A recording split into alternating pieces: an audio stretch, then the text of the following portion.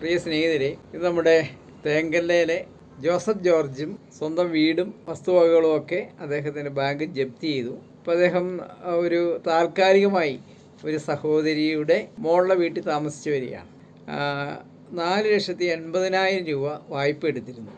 അപ്പോൾ ഈ ജോയി ചേട്ടന് അതിൻ്റെ ഇടയ്ക്ക് ഹൃദയ സംബന്ധമായ അസുഖം വന്നതിനെ തുടർന്ന് അദ്ദേഹത്തിൻ്റെ ഭാര്യ റേച്ചലും രോഗിയാണ്. അതുകൊണ്ട് ഈ ബാങ്കിലേക്കുള്ള പൈസ തിരിച്ചടയ്ക്കാൻ ഇവർക്ക് കഴിഞ്ഞില്ല. ഈ 2025 ജനുവരി മാസത്തിൽ ഇവരുടെ വീടും സ്ഥലവും ബാങ്ക് ജപ്തി ചെയ്ത് ഇവരെ ആ വീട്ടിൽ നിന്ന് ഇറക്കി വിട്ടിരിക്കുന്നത്. പലരിൽ നിന്ന് ഈ പൈസ കളക്ട് ചെയ്ത് ഇവരെ സഹായിക്കുന്നതിനുള്ള ഉദ്യമത്തിൽ ഏർപ്പെട്ടിരിക്കുകയാണ്. 9 ലക്ഷം രൂപയോളം ഇതിനാകെ ബാങ്കിലേക്ക് അടയ്ക്കണം. 29-ാം തീയതിക്ക് മുമ്പായി 5,15 ലക്ഷം രൂപ അടച്ചു കഴിഞ്ഞാൽ ഈ പ്രശ്നം പരിഹരിക്കാൻ സാധിക്കും. അതിനായിട്ടിപ്പം നമ്മുടെ എല്ലാ ആളുകളോടും ജാതി മത ഭേദമന്യേ എല്ലാ പ്രിയപ്പെട്ടവരോടും ഈ ഉദ്യമത്തിൽ നിങ്ങൾ പങ്കാളികളാകണം, സഹകരിക്കണം.